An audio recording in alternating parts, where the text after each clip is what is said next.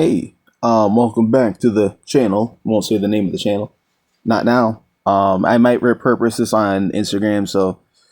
And I have not broadcasted the name of this channel to Instagram, and I want the traffic to only come from YouTube to help me with algorithm growth. So that's why I do that. But welcome back to the channel.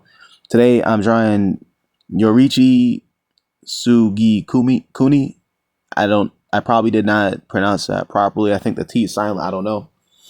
From Demon Slayer, and using only blue pen. I begin by blocking in the overall proportions and making sure the pose feels balanced before committing to darker lines. I'll say as a quick segue, I don't know anything about this character at all. I watched one episode of this series, and I clicked on a related video and watched that instead and like that more.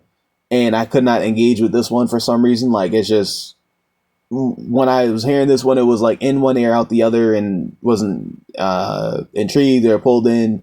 Not knocking the show at all. It just wasn't my cup of tea. And it's not even because of the niche or anything. Like, I've probably seen a ridiculous amount of animes. I've probably seen over 20 different animes that had some type of resemblance to the show when it came to maybe something about the plot line, or the setting of the show. Like, the characters are literally entwined with the mystical world, and they're literally wearing samurai clothing and using samurai swords and have magical abilities. I've probably seen a ton of animes like that and sat through the whole thing on the first try. Maybe some of them I didn't sit through the whole thing, but I probably watched more. This one, it just didn't do it for me. And that's all I can say about that regarding me even being able to get into a character breakdown at all. Because, and the reason as I've been doing in some of these videos, or probably most of them recently, so that's like, an ongoing trend thing I'd be doing, is I'd be speaking on from understanding who the character is in the show and how they were written, how they're portrayed, and maybe their demeanor, and maybe things that happen in the plot that affect why they are the way that they are. I would use that to help describe why you could portray certain things in maybe their pose or their facial structure and their charisma, literally, that's coming from, how they're being portrayed when you draw them, right? So when people see this character, what do they think? Like, when people see a show, right, and it's a show that they like, that draws them in, or has some type of magnetic effect for any type of reason, what are the reasons why that happens? Well, it's because these characters have charisma, and the charisma can be from many different things, but there's also subtle things. So, like, based on examples I'd use, I talk about, so this character looks this way, and why do they look that way? Why does Goku look serious? Well, first off, if somebody didn't know him before, they wouldn't know that he's actually not usually serious. He's usually tries not to be serious. He's usually playful and carefree, and is very having fun, and he's nice, and he's in a martial arts anime, and he's training to become stronger. But when you see him upset, it's because something happened to him that was not favorable for him, that caused him to now have to lock in and actually take the thing serious. So, and it'd be something like major, like somebody just killed his one of his comrades in a fight, and the whole time what happens is so he's an alien who lives on Earth, who's defending Earth from other aliens who are coming there to destroy Earth on galactic conquest or whatever, right? And it's just like the current setting, regardless of me talking about any history or future tense stuff. And he trains, and he's like basically a part of a group of martial artists, or some of them are aliens, some of them are human, who have grouped together through the plot has brought them together somehow. So they all had different origins. They all end up there, and they're all like, oh, we like Earth, let's defend Earth from aliens, right? So the alien comes by, and they're very powerful, and they might kill one of Goku's comrades in a fight. So now, but at least in this verse, they can bring people back to life with they have to collect Dragon Balls or whatever. But what happens is then you see him serious because what happens when the bad guy first shows up, he's like, oh, nice to meet you. I've been waiting for this moment so that we can finally have a battle. I heard you were very, very strong or whatever. And the bad guy's like, oh, well, I was gonna just destroy the entire planet in one energy ball, but oh, you say you how dare you say that you could even get into a fight with me? Oh, I'll finish you off quick. As a matter of fact, instead of destroying the planet, I'm gonna beat you in a fist fight without even powering up, just to prove to you how much stronger I am. Like that's literally the reoccurring plot line in the show. Literally, um, excuse me, not all the time, but there's plenty of times that like literally the plot has to do with somebody's ego getting in the way, right? So so the bad guy would say that and then end up fighting Goku, and then Goku's actually could have even lost the fight in some of these scenarios. But what happens is he would end up powering up and being able to overcome the enemy, right? But in that process, you see him actually get he was still smiling and laughing when the enemy showed up, but now he's serious because like something bad happened, right? That he didn't want to happen because he just wanted to be a battle. He's not even he's kind of even ungrounded out of reality to where he's not taking it seriously enough that his life and everyone's life was at stake. And he'd even try to get the bad guy who's literally had not a the bad guy who was literally like, no, I'm gonna kill everybody, I don't care. He'd even be nice enough to try and give them a chance when he already defeated them. And instead of landing the finishing blow, he'd be like, listen, I don't want to end you. I want you to live, and I want you to train and become stronger so we can fight another day. Because he's truly a duelist warrior who enjoys fighting and enjoys becoming a stronger martial artist. Like he truly enjoys that, right? But then the person will be like, oh, then he turn around and walk away. Then the person would be like, oh, now's my chance, and then try to throw an energy ball at him to kill him when he wasn't looking. And that was actually the plot in one of the movies. One of the movies was that he beat Frieza later on in a later on fight, and then one of Frieza's soldiers took he was supposed to finish off Frieza, and one of Frieza's soldiers, he didn't finish off Frieza, and one of the soldiers or somebody takes a laser gun and shoots him in the back and kills him. So then he has to get sent back in time to learn the lesson of how to not spare his enemies, especially when he knows that they're pure evil and that they can't even be redeemed or whatever. So just send them to the afterworld and let them either get wished back with Dragon Balls or undo their karma or whatever, because it's not really up to him that he should let somebody live, especially if it's going to put all of humanity at stake, right? Blah, blah. The extra segue I didn't even have to do, or I actually shouldn't have done, right? But like, I would use all that context to explain why his face could be portrayed a certain way. And if you understand how to do that in your art, like why you would want to portray something a certain way, and then if you're aware of where that source of that emotion that they have on their face or that stance, if you're aware of where it's coming from, you can use your understanding of that to have emphasis in certain ways, to where that could cause that character drawn to come across more relatable to a person who literally might be scrolling by and sees it. And because it's more relatable or more like epic or more meaningful or more the same, just like how they like the series, now they like your art because your art is portraying something about the series that they like, or something that's memorable, something that's actually doing something to their subconscious mind. Because it's like, no, they're not going to go look and see that Goku looked more serious.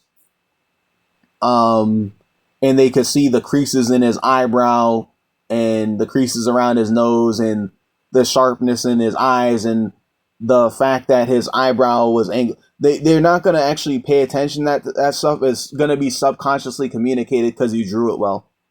And then that might be the emphasis needed on top of the fact that you grew in skill at your art, that this person was more likely to click the like button and maybe even leave a comment joking about like, oh, like, people leaving comments saying this is nice art. People could also leave comments saying like, oh, I remember that episode in when he was like this or that, and they're referring to exactly the way that you drew them in that picture. And they like that episode, right? But it's just leading to more of a reason for people to actually feel like they can engage with your art on a level that they appreciate it, not just what they're visually seeing, but even what their brain is picking up. Just like their brain picked up why they like the show, it's also picking up why they'll like your art, using a similar type of dynamic. Something about the character's charisma. Hence why I would actually choose to sit down and lengthen some of these videos just to explain some of these things about the characters. Is because it will help you portray the character better. You don't have to do that. And I did not do that for this because I don't know anything about this character. So I use a reference, and just my skill at doing art was enough to portray them properly. But I didn't know how to portray anything specific about them because I don't know that.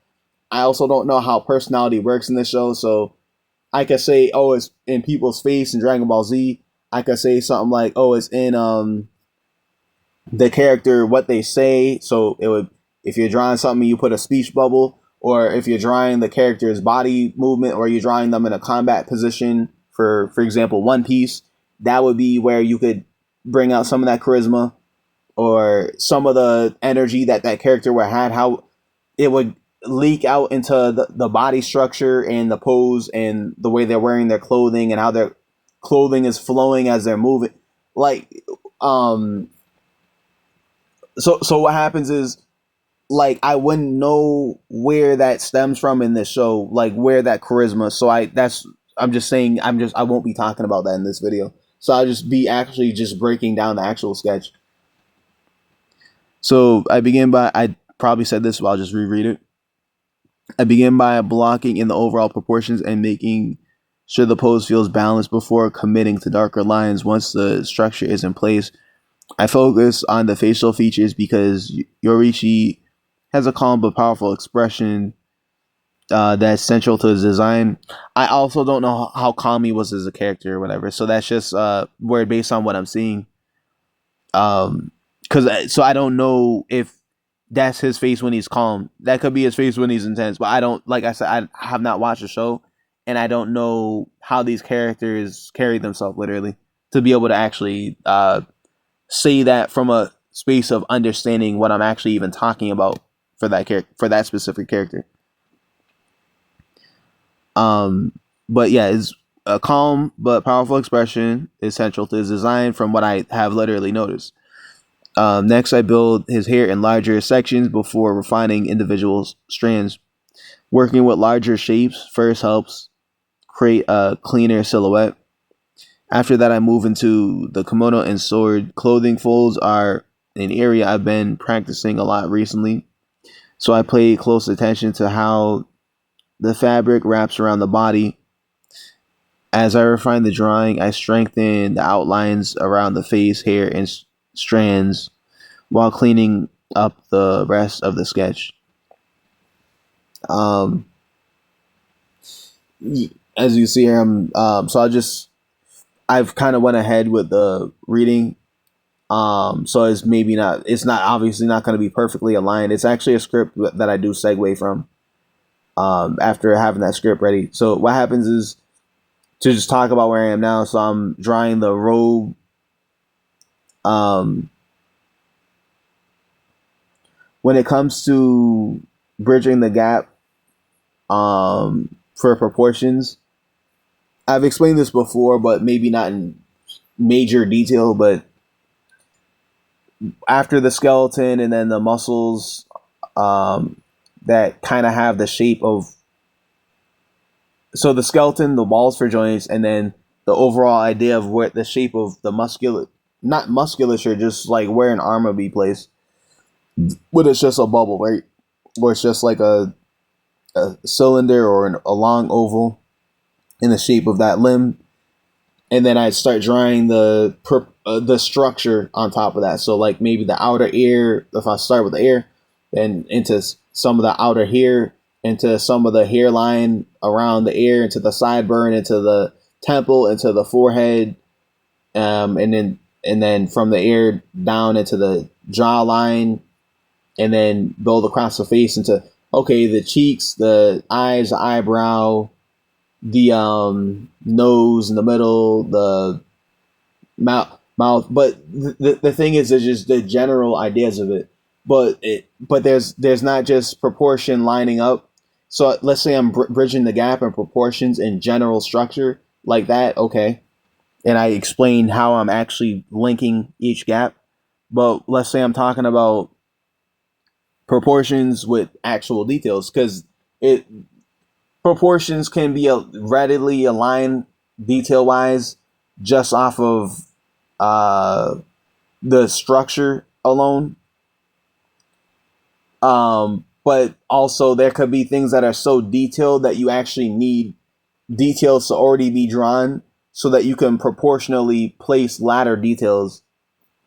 So what I kind of explained in a way, but I didn't fully explain this, but I would draw part of a structure,